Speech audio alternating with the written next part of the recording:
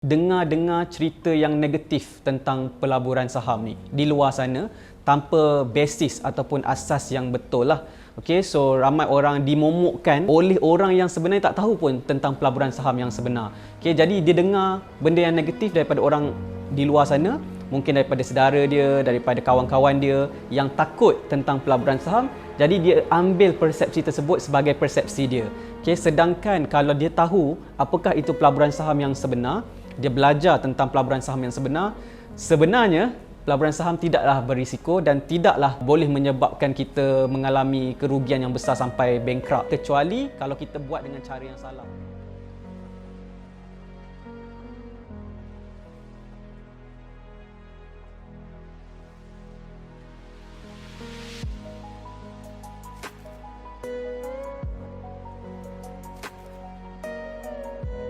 Saya Nizam Malik, saya merupakan founder kepada Saham Mastery. Kepakaran saya adalah membantu mereka yang masih lagi newbie dan zero knowledge untuk mulakan langkah jana wang dari pasaran saham di Bursa Malaysia. Sejak 5-6 tahun yang lepas, saya dah kendalikan banyak seminar, training, coaching, personal coaching dan saya dah bantu lebih 3,000 orang newbie untuk mulakan langkah jana wang dari pasaran saham di Bursa Malaysia. So ada yang dah jana 3 angka profit, 4 angka profit, 5 angka profit dan ada juga yang dah achieve sampai 6 angka profit selepas belajar saham. Okay, dan saya percaya sebenarnya semua orang boleh jana wang dari pasaran saham di Bursa Malaysia. Dan jika ditanya siapa saya basically adalah orang yang nak bantu anda untuk capai result anda dalam pelaburan saham di Bursa Malaysia.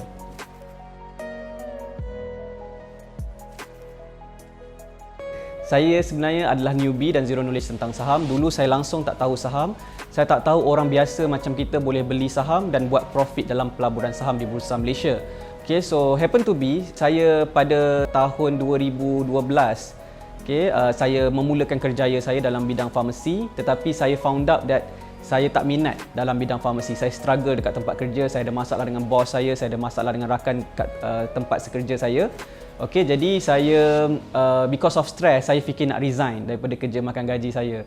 So bila saya bincang dengan parents saya, mereka tak setuju saya berhenti kerja sebab kalau berhenti kerja tak ada pendapatan. Okey, dan saya setuju dengan ibu bapa saya dan saya fikir masa tu sebenarnya saya tak boleh nak resign disebabkan saya tak ada pendapatan nanti.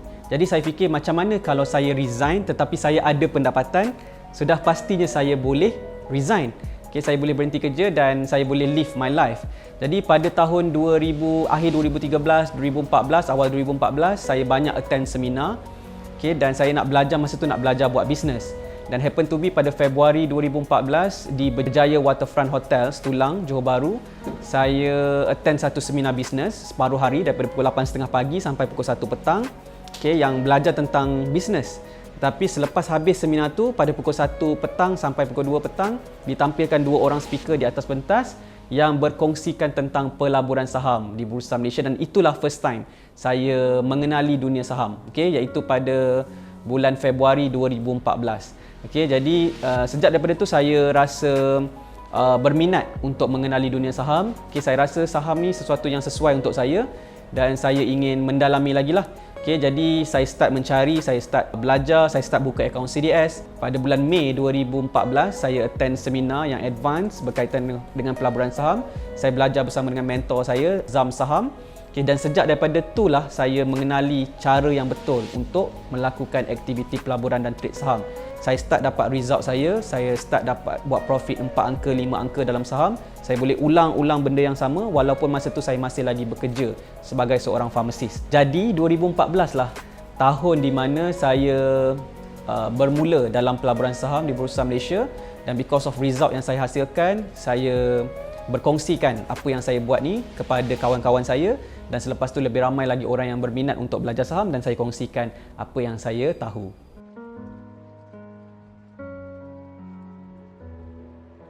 Ini adalah persepsi yang ramai orang ada berkaitan dengan pelaburan saham, iaitu kena ada modal yang besar atau kena jadi orang kaya dulu barulah boleh terlibat dalam pelaburan saham. Okey, sebenarnya itu adalah persepsi yang salah. Sebenarnya dalam pelaburan saham, untuk memulakan langkah, sebenarnya kita boleh bermula dengan modal yang rendah. Contohnya untuk buka akaun CDS, kita perlukan lebih kurang RM10 atau RM11 sahaja. Kita boleh deposit minimum RM1,000 untuk terlibat dalam saham. Okay, dan kita dah boleh mula membeli saham pertama kita apabila akaun CDS kita aktif. Sebenarnya terpulang kepada kita nak letak modal berapa banyak. RM1,000 ke, RM2,000 ke, RM5,000 ke, RM10,000, bergantung kepada masing-masing. Sekiranya lah orang kata RM1,000, RM2,000 tu besar, sebenarnya dia belum ready untuk terlibat dalam saham. Okay, jadi kena kumpul dululah sedikit modal. Okay, for sure, pelaburan saham ni memerlukan modal, tetapi tidaklah modal yang terlalu besar. So basically boleh bermula dengan modal yang rendah.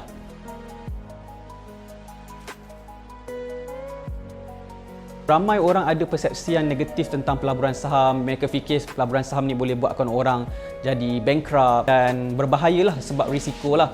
Okay, sebabnya bagi saya, ramai orang ni dia banyak dengar cerita yang negatif tentang pelaburan saham ni di luar sana tanpa basis ataupun asas yang betul lah. Okay, so ramai orang dimomokkan oleh orang yang sebenarnya tak tahu pun tentang pelaburan saham yang sebenar. Okay, jadi dia dengar benda yang negatif daripada orang di luar sana, mungkin daripada saudara dia, daripada kawan-kawan dia yang takut tentang pelaburan saham, jadi dia ambil persepsi tersebut sebagai persepsi dia. Okay, sedangkan kalau dia tahu apakah itu pelaburan saham yang sebenar, dia belajar tentang pelaburan saham yang sebenar, sebenarnya pelaburan saham tidaklah berisiko dan tidaklah boleh menyebabkan kita mengalami kerugian yang besar sampai bankrupt, kecuali kalau kita buat dengan cara yang salah.